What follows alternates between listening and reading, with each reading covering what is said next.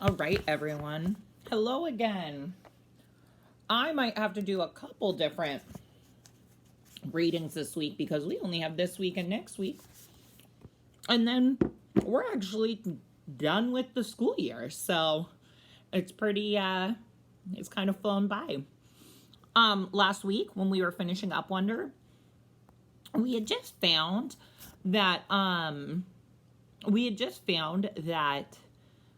they were at a play that Via was the understudy for. And then she ended up, as they were watching, suddenly they saw on the screen or on the stage, and she was there. It was her. They were all a little shocked. So we're just going to kind of finish up about the play and find out what happened. Because Miranda was supposed to be the lead. And then, now we see Via. The play was so amazing. I don't want to give away the ending, but it's the kind of ending that makes people in the audience teary. Mom totally lost it when Via, as Emily said, goodbye, goodbye world, goodbye Grover's Corners. Mama and Papa, goodbye to clocks ticking and Mama's sunflowers, and food and coffee and new iron dresses and hot baths and sleeping and waking up. Oh, Earth, you're too wonderful for anybody to realize you. Via was actually crying while she was saying this, like real tears. I could see them rolling down her cheeks. It was totally awesome. After the curtain closed, everyone in the audience started clapping. Then the actors came out one by one. Via and Justin were the last ones out, and when they appeared, the whole audience rose to their feet. Bravo! Dad yelled as I could hear him yelling through his hands. Why is everyone getting up? I said. It's a standing ovation, said Mom, getting up. So I got up and I clapped and clapped and I clapped until my hands hurt. For a second, I imagined how cool it would be for Via and Justin right then. Having all these people standing up and cheering for them. I think there should be a rule that everyone in the world should get a standing ovation at least once in their lives. Finally, after I don't know how many minutes, the line of actors on stage stepped back and the curtain closed in front of them. The clapping stopped and the lights went up and the audience started getting up to leave. Me and Mom and Dad made our way to the backstage. Crowds of people were congratulating the performers, surrounding them, patting them on the back. We saw Via and Justin at the center of the crowd, smiling at everyone, laughing and talking.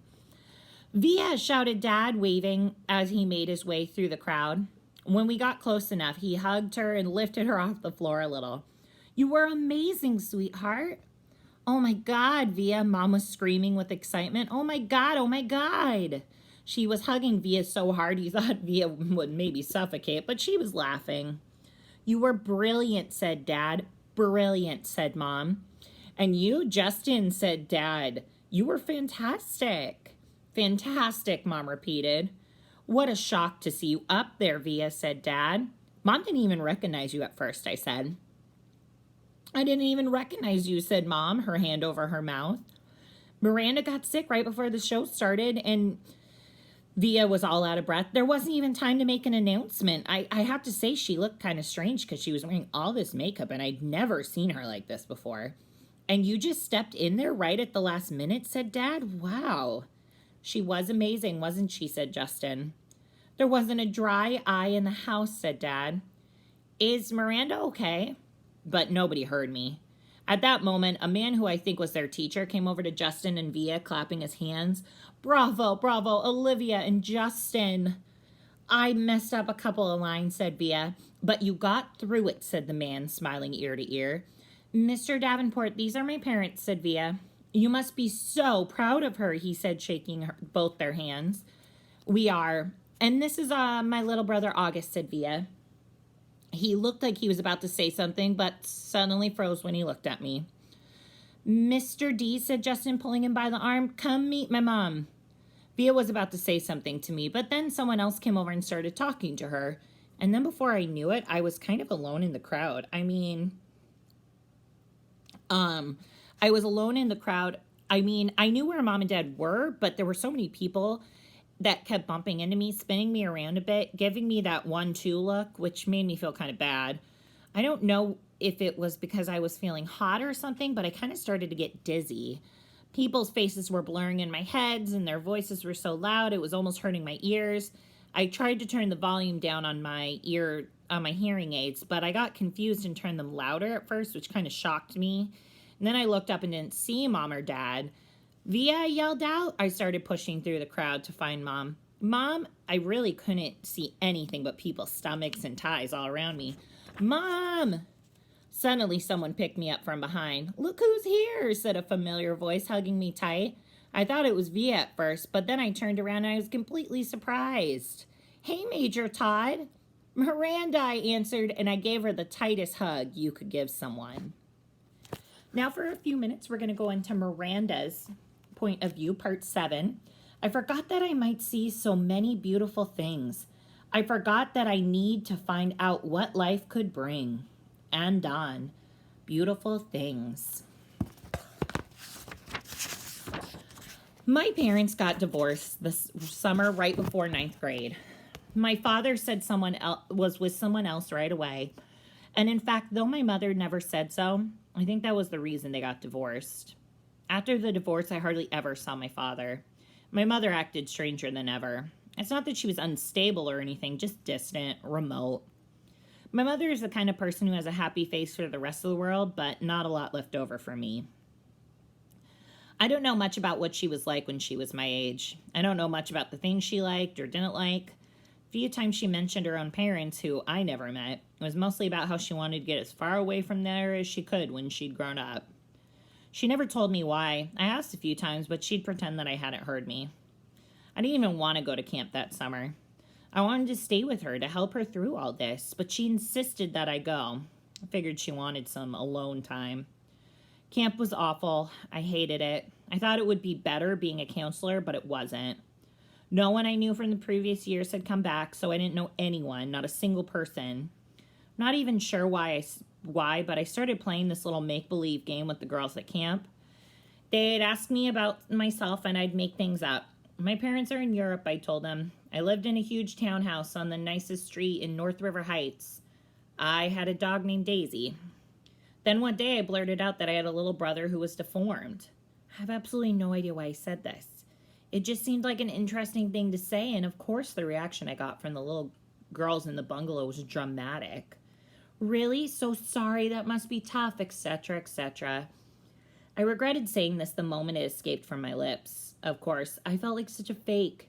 If Via ever found out, I thought she'd think I was a weirdo. And I felt like a weirdo, but I have to admit there was part of me that felt a little entitled to this lie. I'd known Augie since I was 6 years old. I'd watched him grow up. I'd watched all 6 episodes of Star Wars for his sake, so I couldn't talk to him about the aliens and the bounty hunters and all that. For 2 years, let's see, I'm the one that gave him the astronaut helmet he wouldn't take off for 2 years. I mean, I've kind of earned the right to think of him as my brother. And the strangest thing is that these lies I told, these fictions, did wonders for my popularity. The other junior counselors heard it from the campers, and they were all over it. Never in my life had I been considered one of the popular girls in anything. But that summer in camp, for whatever reason, I was the girl everybody wanted to hang out with. Even the girls in Bungalow 32 were totally into hanging out with me, and these were the girls that were definitely the coolest. They said they liked my hair, but they changed it. They said they liked the way I did my makeup, though they changed that too. We always kept doing different things at camp, and we'd sneak out. We did things we weren't supposed to. When I got home from camp, I called Ella right away to make plans with her. I don't know why I didn't call Via. I guess I just didn't feel like talking to her about stuff. She would have asked me about my parents and about camp. Ella never really asked me those things. She was an easier friend to have in that way. She wasn't like Via. She was fun. She thought it was cool when I dyed my hair pink. She wanted to hear about all the things that I did at camp, like sneaking out and all the things I wasn't supposed to. I hardly saw Via at school this year, and when I did, it was awkward. I felt like she was judging me, and I knew she didn't like my new look. I knew she didn't like my group of friends. I didn't much like hers. We never actually argued. We just drifted away. Ella and I badmouthed her to each other. She's such a prude. She's so this, she's so that. We knew we were being mean, but it was easier to ice her out if we pretended that she had done something to us. The truth is, she hadn't changed at all. We had. We'd become these other people, and she was still the person she'd always been. That annoyed me so much, and I didn't know why. Once in a while, I'd look to see where she was sitting in the lunchroom or check the electives list to see if she'd signed up for. But except for a few nods in the hallway and an occasional hello, we never really spoke to each other. I noticed Justin about halfway through the school year, and I hadn't noticed him at all before then, other than he was this skinny-ish guy with thick glasses and long-ish hair who carried a violin everywhere. Then one day I saw him in front of the school with his arm around Via. "Oh, so Via has a boyfriend," I said to Ella, kind of mocking. I don't know why it surprised me. Out of the three of us, she was totally the prettiest. But she never acted like she was all that interested in that kind of stuff. She acted like she was too smart for all that. I had a boyfriend. His name was Zach. And when I told him I was choosing to do theater, he told me to be careful that I don't turn into a drama geek. Not the most sympathetic dude in the world. He was really cool, though. I wasn't planning on taking theater at first, but then I saw Via's name on the sign-up sheet and just wrote my name down on the list. I don't even know why. We had managed to avoid each other throughout most of the semester, like we didn't even know each other. Then one day I got to theater class a little early, and Mr. Davenport asked me to run off additional copies of the play he was planning on having for us to do for the spring production, The Elephant Man. I had heard about it, but I didn't really know what it was about, so I started skimming through the pages while I was waiting for the Xerox machine. It was about a man who lived more than 100 years ago named John Merrick, who was terribly deformed.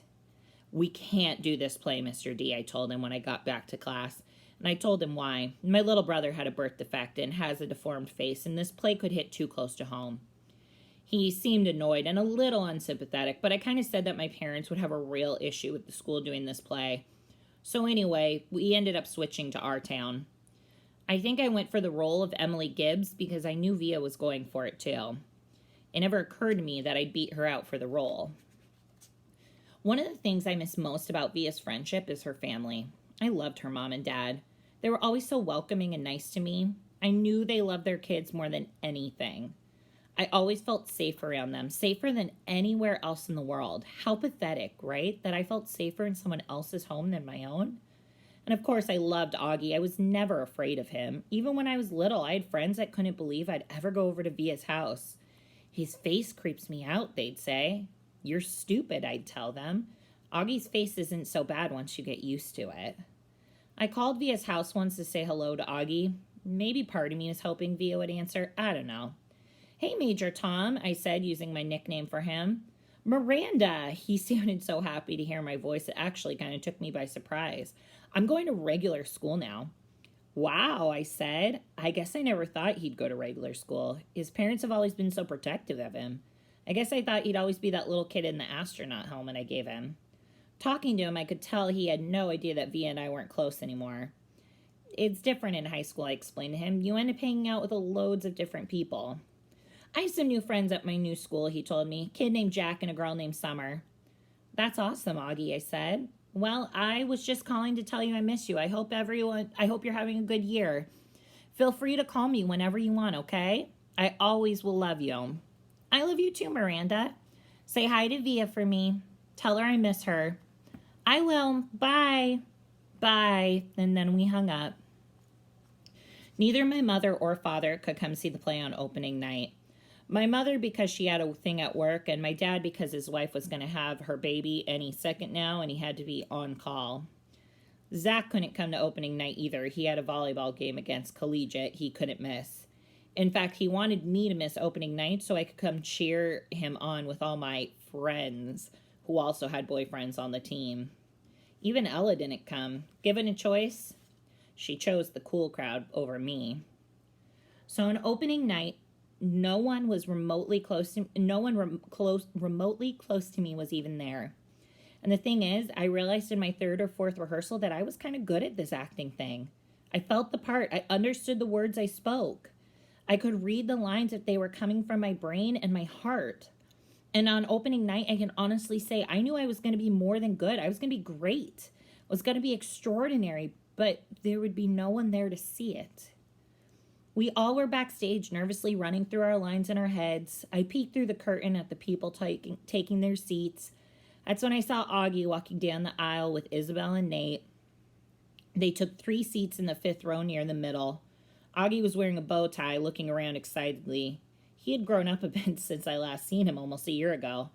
His hair was shorter and he was wearing some kind of hearing aid now. His face hadn't changed a bit. Davenport was running through some last-minute changes with the set decorator. I saw Justin pacing off stage left, mumbling his lines nervously. "Mr. Davenport," I said, surprising myself as I spoke, "I'm sorry, I can't go on tonight." Mr. Davenport turned around slowly. "What?" he said. "I'm sorry. Are you kidding?" I don't feel well. I'm sorry. I feel like I'm going to throw up." This was a lie. "It's just last-minute jitters." "No, I can't do it. I'm telling you." Davenport looked furious. "Miranda, this is outrageous." "I'm sorry." Davenport took a deep breath like he was trying to restrain himself. To be truthful, I thought he looked like he was going to explode. His forehead turned bright pink. "Miranda, this is absolutely unacceptable. Now take a few breaths and—" "I'm not going on," I said loudly, and tears came to my eyes fairly easily. "Fine," he screamed, not looking at me. "Go find Olivia in the lighting room. Tell her she's filling in for Miranda tonight."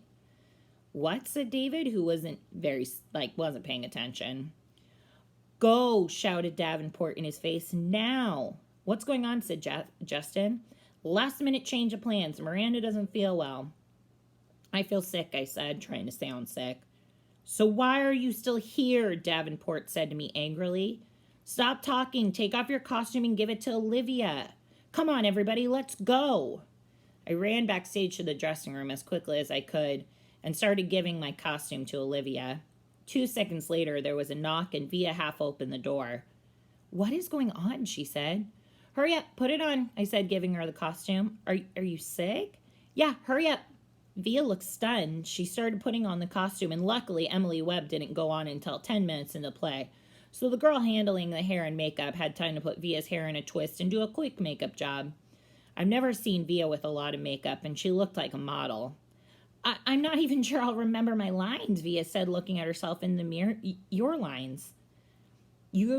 She looked at me in the mirror. "Why are you doing this, Miranda?" "Olivia," it was Davenport, hush shouting from the door. "You're on in 2 minutes. It's now or never." Via followed him out the door, so I never got the chance to answer the question. I don't know what I would have said. Anyway, I wasn't sure what the answer really was. I watched the rest of the play from the wings just off stage next to Davenport. Justin was amazing, and Via in the heartbreaking last scene was awesome. She flubbed one line, but Justin covered it. The only time I felt any regret, if you could even call it that, was at the end of the play when everyone went out for their curtain call. Via and Justin were the last actors walking on the stage who took bows. It was a little bittersweet to see that. But just a few minutes later, I saw Nate and Isabel and Augie making their way backstage, and they all seemed so happy. Everyone was congratulating the actors. I noticed Augie kind of looking lost, and I cut through the crowd as fast as I could and came up behind him. "Hey," I said, "Major Tom." I can't say why I was so happy to see Augie's face after so long, or how good it felt when he hugged me. "I can't believe how big you've gotten," I said to him. "I thought you were going to be in the play." I wasn't up to it, but Via was great, don't you think? He nodded, and 2 seconds later, Isabel found us. "Miranda," she said happily, giving me a hug. And then to August, "Don't ever disappear like that again." "You are the one who disappeared," Augie answered back. "How are you feeling?" Isabella said to me. "Via told us you got sick?" "Much better." "Is your mom here?" said Isabel. "No, she had work stuff, so it's actually not a big deal for me," I said truthfully. "We have 2 more shows anyway, though I don't think I'll be good as Emily as Via was tonight."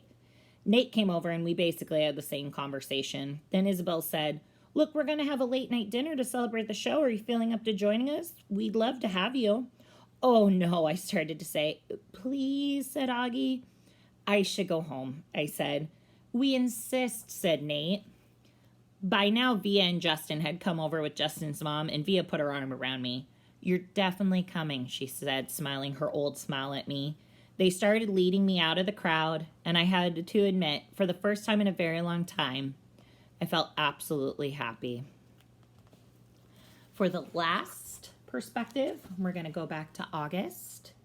"You're going to reach the sky. Fly, beautiful child."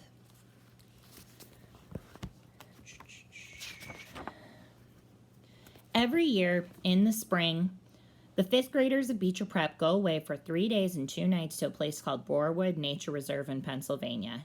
It's a 4-hour bus drive away. The kids sleep in cabins with bunk beds. There are campfires and s'mores and long walks through the woods. The teachers have been prepping us for it all year long.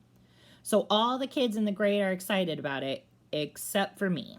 And it's not even that I'm not excited, because I kind of am. It's just I've never slept away from home before, and I'm kind of nervous.